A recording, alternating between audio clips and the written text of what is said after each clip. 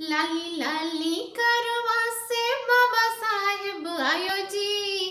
लाल मोती अचरा से अम्मा मोर चुमावे जी। लाल मोती अचरा से अम्मा मोर चुमावे जी। लाली लाली करवा से चाचा साहेब आयो जी। लाल मोती अचरा से चाची मोर चुमावे जी। लाली लाली करवा से भैया साहेब आयो जी। लाल मोती अचरा से भाभी मोर चुमावे जी।